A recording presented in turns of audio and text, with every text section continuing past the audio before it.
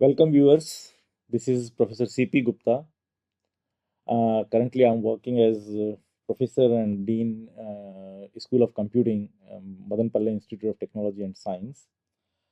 And this talk, which I'm delivering today, is with regard to some very fundamental aspect of creation of a program. Actually, here I may not be talking much about how to write a program, but what I'll be talking is that once you think of writing a program, how the entire process from writing to the program till the execution of the program goes, and what are the different components of the operating system utilized and required to make the programs efficient,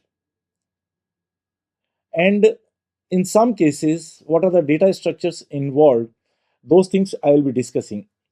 So just to begin with, see, all we know is programming is an essential skill for whether it's a computer engineering students or other engineering sciences students, and in fact not limited to the engineering sciences students alone. So this is an essential skill. The process of creating and finally executing a computer program is not a single process, and this is something which a good number of students do not understand, that what are the different components and what are the different stages which a program passes through before really getting executed. So this talk is more about those aspects which the students need to understand and how they can make the program more efficient by doing some very small activities or taking care of some very small components. Those things I will be discussing here.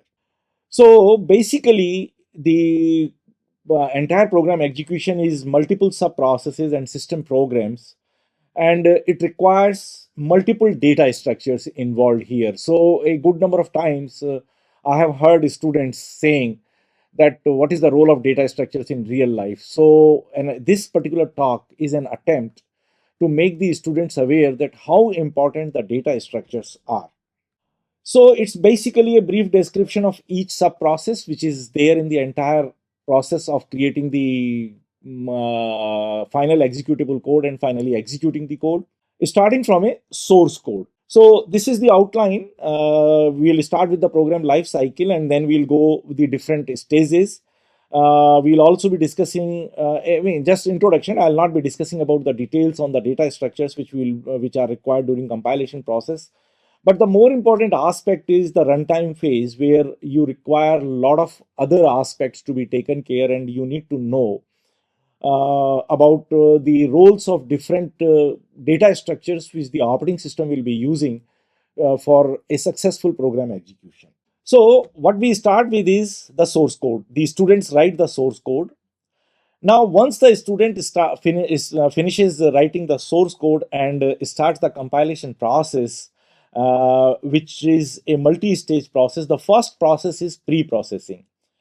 Now, the details of each of these processes and these stages I'll be discussing, but here just to give you a glimpse of that how many stages your program passes before execution. So execution starts after the last stage, that is the loading. So pre-processing, then you have the compilation process, then you have the assembly processing where the assembler is used, then you have the final linking, and then finally comes the loader which loads the program into the memory. And here if you see this part, actually this is where this is really important, that there are some words like stack, heap, data. So these are stack and heap are really important data structures used during program execution, and I'll be discussing a little bit of the role of the stack and the heap in program execution, and that's where mainly this task focuses upon. So if you see, the first program which is involved in the entire program execution cycle or creation of the program is the text editor, where you use and to write your source code and edit your source code. The most common text editor which people like me know is the VI editor, and this is a Unix tool and it's a very powerful text editor and used by almost every Unix user. The Windows user generally use text editors like Notepad. In some cases, some other text editors are also available. Now, then comes the preprocessor. Now, see, the general practice and the general requirement is, because source code is one which will be read by you again and again and may be required to be read by others also. So, we generally add some comments to improve the readability as well as the understandability of the code. Now, but these comments have no role in program execution. And if they are kept in the executable file, they'll only increase the size of the executable file. So the preprocessor, what it does, it first removes the comments which the user has added during the program editing process. Then there is a term called macro expansion, which I'll be discussing in the next slide. So you generally, what we do is we define certain processes in the form of short codes. Now those macros will be expanded by the preprocessor, and some very important code optimization is carried out. Say here, I have mentioned common sub-expression elimination. I'll just give you an example that what is a common sub-expression elimination is. So suppose you are writing a code something like this: p is equal to x plus y. Okay, and next time you are writing z is equal to x plus y plus, say, a. Now here, if you see the code, x plus y and x plus y is common here. Now, if we leave it that way, then during execution, you will be required to compute this again and again. So what the preprocessor does, it eliminates this common sub-expression, and it may say that, okay, now z is equal to p plus a. Oh, it has got overwritten. So say z is equal to p plus a. So that way, the repeated computation of the same sub-expression is eliminated, and that's a very important code optimization which is required, and the students need to pay attention to this code optimization, and they should avoid writing such common sub-expressions in their program. Now the next stage is compiler. Now what the compiler does, it generates an assembly code from the pre-processed code, and generally after pre-processing, the code obtained after pre-processing, we call it an intermediate code. So basically an intermediate code, if you see, it doesn't contain the comments, the macros have been expanded, and some very common code optimization techniques have been applied to make the code a little more efficient, and so that way your program becomes more efficient during runtime. Then comes the assembler's role. So if you just go back to the previous slide, here if you see, the assembler is the fourth stage. So in the fourth stage, what the assembler does, the assembler, it converts the assembly language code which is generated by the compiler into an object code. Now this object code is the real treasure which you are looking for. This is the machine code which we generally say, and the term machine code refers to the code generated by the assembler code. The next stage is the linker. Now linker plays a very important role. What it does basically is, see, in C programming language, it is not necessary that the entire program is written in one single file. That is one aspect. The another aspect is, we have lot many external variables used while writing the program. So what the linker does, it combines object codes spread over multiple files into a single common executable file. So linker generates that executable file. It links dynamic libraries. In Windows, the dynamic libraries are what we call as the DLL files. In Unix, these are .so files. So these are some of the libraries which will be used during runtime, and so they are required to be present on your system. Then resolve external variables. That is another aspect. So external variables which we are using, generally we call them with the name global variables if the program is spread over multiple files. Then if we want to use a variable defined in one file, in another file we use the term extern. So that kind of variables are resolved during linking process. Now once this all thing has been done, now because the program execution happens sequentially, so each program instruction which is generated, actually it is assigned a relative address. Now why the term relative address here is because once we start the discussion on loader, so it is basically telling you that in what sequence the program instructions will be executed. So maybe the first instruction is assigned an address 0. Now the next instruction will be assigned the corresponding address depending upon the length of the first instruction. So if the first instruction is 4 bytes, then the next instruction will be assigned an address of 4 starting from 0. Now why it is relative, actually because this is not the actual memory address where the program will be loaded during the runtime. Actually it will not remain in this. So what happens is the loader does that once it gets the absolute address or the actual address from the operating system, it will load the program, executable program, into the memory starting from the location allocated by the operating system, and all these relative address. So the whatever is the starting address, it will be added to these relative address to get the actual physical address of the instruction in the memory. So it converts the relative addresses into absolute addresses. So you can very well see that the lot many system programs are involved in the entire program execution and program creation, means binary creation process from your source code to the execution. Now, but what is happening these days is the students are more acquainted and they are using where all these system programs which we have discussed, I have discussed here, they are packed into a single package, actually you can call it. That is called an integrated development environment, IDE.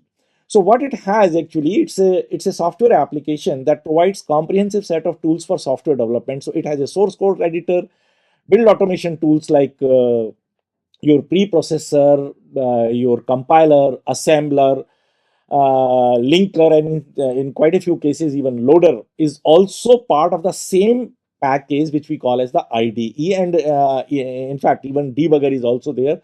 So if you want to correct certain errors which you have encountered or you have observed during the execution of the process, those can also be corrected, debugged by the same package, actually. So the common examples which we are familiar, Visual Studio we are using, so it is used for C++, C Sharp, .NET development, and it's very popular for Windows. Android Studio is another IDE which is official IDE for building Android mobile apps. Okay, now let's start the discussion on each process a little in a little more detail, actually. So the first task the preprocessor does. So the start is the macro expansion. So I'll just give you an example.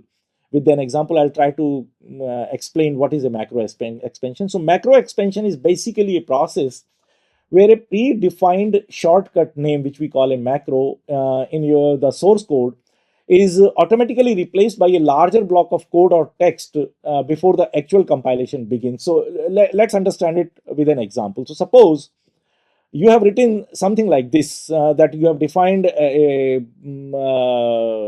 process or a function multiply, which is multiplication of x, as x is x into x. So this is a code which you have written, and somehow you understand that this code is going to be utilized more and more quite frequently during the program.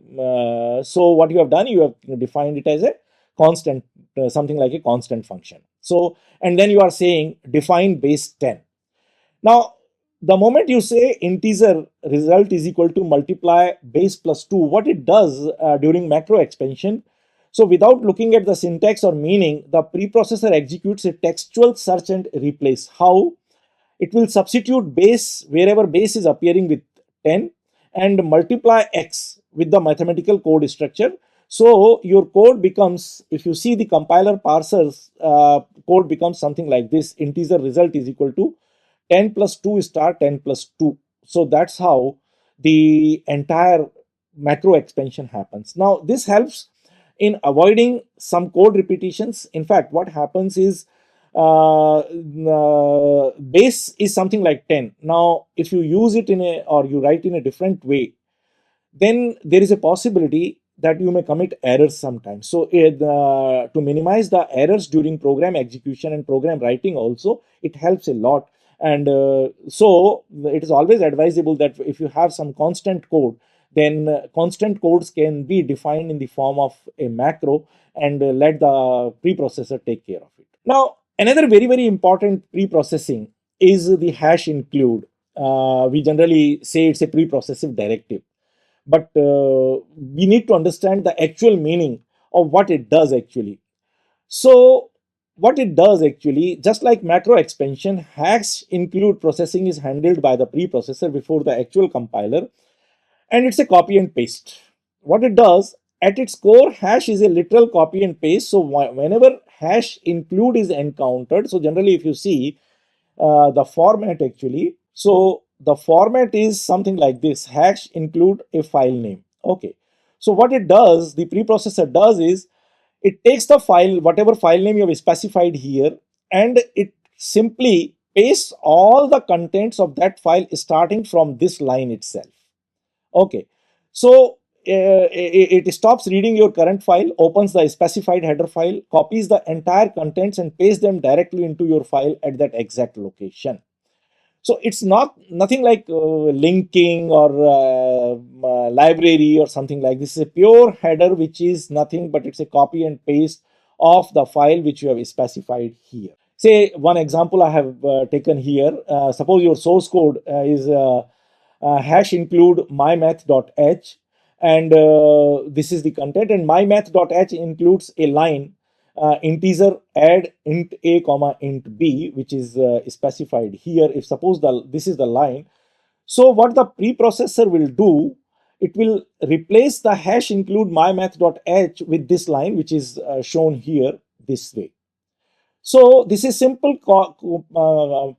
copy and paste actually. And so the compiler, what the compiler will do, compiler will get this entire code as the input. And so hash include is basically inserts the lines.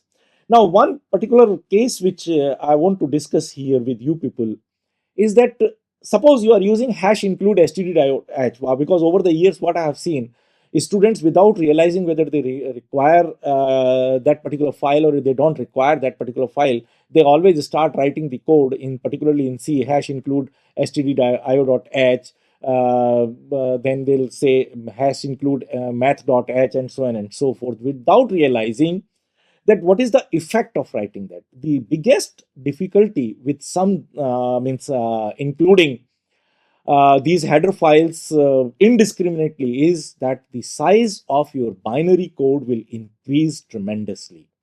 So the what my advice here is that unless you are sure that okay, you need to have this file included, do not include the files indiscriminately, and you include the files judiciously. Otherwise the source code, the final binary code will be of very large size, and that is considered to be a bad programming practice, and it reflects very poorly on the programming skills of the programmers. Now let's take the next stages, which is compilation, assembly, and linking. So what the compiler does, it now takes the expanded source code and translates it into a lower level language, which is generally the assembly language we are talking. So, but it does lot many other things also. The most important thing is, the first is to always start with syntax analysis. So what the syntax analysis does, during syntax analysis, your source code is checked for grammatical errors. Grammar here, we doesn't mean the English grammar, but the language grammar we here refers to. So say missing semicolons, mismatched brackets, some variable used without being defined first or declared first. So all those are covered under syntax analysis, and the compiler does that as the first task. Then comes the semantic analysis. So here in semantic analysis, there are a lot many things actually which are required to be done, but the most common is it ensures that the data types match up correctly. So suppose the program is expecting an integer data type, and if you are using there a floating point data type or a real data type, then it will point out an error. In some cases, maybe only a warning, because depending upon what is the effect of using the mismatched the different data types, it will either issue an error or it will give you a warning only.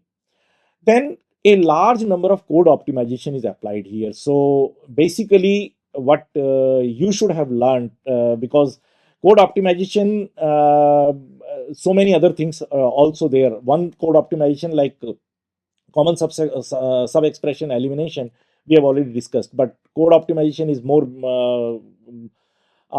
even beyond this actually. So unreachable codes, in some cases removal of the, or what we call as the unrolling of the loops, so all those things are carried out, and they are taken care during this process. So it's always a good practice for the students to acquire these skills and understand the code optimization, that how they can write better quality codes. Then it converts, then comes the translation. So it converts the high level language like C, C++ or any other language into assembly language.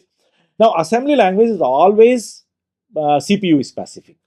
So because it is CPU specific, so the compiler is always different for depending upon the target CPU or the target processor for which that code is generated. So that's how the compiler, one compiler doesn't work on the, say, suppose you have a compiler written for an Intel platform like x86, you really cannot use it on AMD processor because the compiler is different actually. Though these days what is happening is the compilers have become more intelligent, and the more they are more broad based. So generally they have the provisions to be used across multiple hardware platforms as well as software platforms. But in fact, actually speaking, the assembly language is different for every processor, and so the compiler is also different for every. And what it does, it outputs an assembly language code, which is either .s or .asm, depending upon the platform and the operating system which you are working on. Now, what the assembler does, now comes the role of the assembler. So assembler takes over here, and what it does, it translates each instruction of assembly language directly into raw machine code instructions. So you just see how many stages are involved in creating those what we call as the machine code instructions. I'll discuss a little bit more about what this machine code refers to and what is the significance of machine code in just after this slide also. So, and what is the output? It's an object file. So it may be a .o file in case of Unix, or .obj file in case of Windows platform. Now, this file is a pure binary file which contains the machine instructions, not the assembly instructions, but it contains the binary instructions, or we call them more commonly as the machine instruction. So, but it is still not ready to run because it may contain some blank spaces for functions or variables that live in other files like your dynamical DLLs or .so files, and in fact, not some of the external variables are still not resolved. So all those things will be taken care in the next stage, that is the linking. So this is why linking is required, is because most real world software is split into more than one file, and that is a good programming practice always to split the source code into multiple files, not write the entire code. So writing a 10,000 source code line program into a single file is not a good programming practice actually, and you need to split this such long codes into multiple files. So linker is there to help you. Certain things like defining the external variables you may require to learn. So, but that's not very difficult. It's very simple, and we need to understand using the external variables. And using external variables doesn't pose any additional execution overheads. So that is always a good idea to use the external variables. So remember, global variables are different, and global variables, using the global variables may impose additional overheads during runtime. So that shall be avoided as far as possible. But using external variables and spreading the source code into multiple files is always advisable. Now, so what it does, it merges all individual object files into one cohesive package and resolves external symbols, which I have already talked about, and assigns memory addresses to your variables and functions. This is a very, very important task which the linker does, because you are using a large number of variables, so where they will be stored in the memory. So all those functions are performed by the linker, and the output is an executable file. So just look at this example actually. So suppose you have a file main.o. Now there is a data structure called symbol table. I'll discuss about this a little later. So what you have is, so integer main is already defined, but here if you see integer, the second line, integer add int, means this is a function which is defined in other file.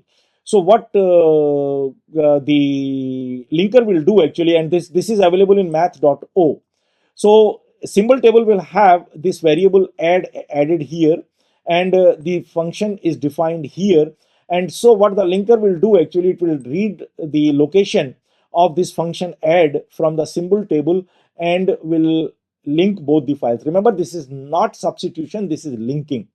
So linking is a little different, because that particular this object file will remain as such, and depending upon the call, this code will be executed. And so what you have finally, a single binary called app.exe. Now once you have created an executable, the role of loader comes. Remember, till this time your program has not started execution. In fact, even loader will prepare it for execution, it will not load. So what the loader does actually, so once you have finished the linking process, the loader will make a request to the operating system that, okay, now I have this particular program to be executed or to be run, so please provide me the memory location. So basically this is an important component which interacts with your binary file as well as the operating system. So it till the loader comes into play, your binary is something like a dead file.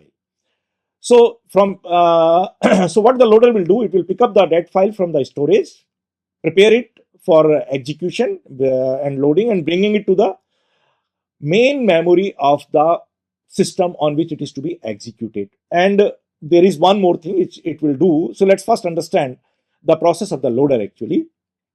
So the first stage in the loader is, the loader will ask for the memory actually. So it will get the memory allocated from the operating system. So it interacts with the memory manager of the operating system, and it gets the physical address where the program is to be executed. So suppose your program is program.exe, operating system kernel will provide it that, okay, starting from this particular memory location, your program can be executed. Program can be loaded. So starting from that address, it will load the program, and it will copy the contents of your file, that is your binary file, onto the RAM. And so the RAM layout becomes something like this. So you can consider it to be something like a pipeline or stack actually, means a stack of plates, or one over the other you can consider. I'll discuss what is these individual components a little later. So this is your executable binary. This is your executable binary. And then what it will do, it will create the dynamic linking. So some functions which you have used and for which you have not written the code, say like you have used a function like power or printf, which are already available and they are part of the libraries. So all those will be linked here. So this is a dynamic linking. What is dynamic linking? That is at some other point of time I'll discuss that what we are really mean by dynamic linking actually. And then the another aspect which it does is relocation. This is discussed further, and then the initialization, what it will do, because now once all these things have been carried out, we need to start the execution. So there are multiple data structures used. So it will set up the stack, it will set up the heap. What is the meaning of that? That I'll just tell you. And there is one more important data structure which we call as the program counter. So what it does actually, it is, loads the program counter, because the program execution starts with the instruction address or the address which is stored in the program counter. So what the loader does, when it starts the memory allocation, so the first instruction which is there where the program execution start, the first instruction of your binary is stored, that address will be loaded onto the program counter. And so that's a very, very important aspect of the loader, and that's a very, very important function of the loader. So as discussed, it allocates. So it first reserves the memory space. And for that it interacts with the operating system, and then it loads. So it's copy. Now during copy means loading, it creates two segments. One is called the text segment and the data segment. In the text segment, the machine instructions are stored, and data segment is the global and static variables. What is the role and how they are manipulated, all these things are beyond the scope of this particular talk, but I hope I'll be discussing another at some other point of time. I'll be discussing about. Then the relocation, basically when the linker creates this executable, it is assumed that program would start at the default memory address. That what we said, that the linker will assign a default memory address. So and relative to that memory address, all the instructions are executed. But physical address may be different from this what we call as the virtual address. So this virtual address needs to be replaced with the actual physical address. So the loader dynamically adjusts all internal memory references and pointers outside the code to match the actual physical address where the program was just placed. And then we have the dynamic resolution and the linking of the dynamic libraries. So dynamic link libraries, DLLs on Windows, and .so files on your what you are using. So these are some of the library functions which you are using, but you have not written the code. They will be depending upon whether there is a static linking required or a dynamic linking required. Now most of the time it is dynamic linking, just to keep the size of the executable manageable.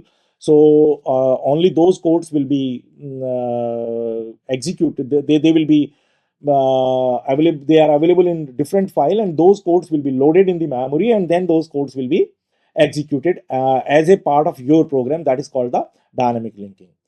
So there are some other graphic libraries. So all these things, the dependencies and so many other things are carried out.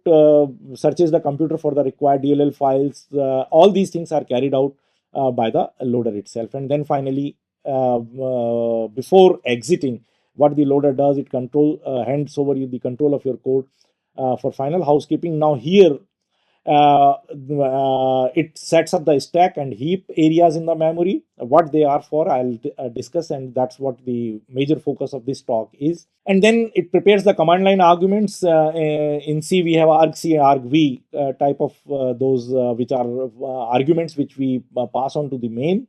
So if they are there, they will be resolved by the loader itself. And then it registers hardware registers, including pointing the CPU to program counter. So basically what does the first instruction, address of the first instruction is loaded into the program counter, so that the program execution can begin from starting from this particular address. So in C programs, generally it is the main function. So we have and once this is complete, the loader steps back and the CPU starts executing the first line of the code, and your program is now start running. Okay. So till this point, actually, now you are ready to run your program, and now a lot of processes goes into. So let's understand what we do.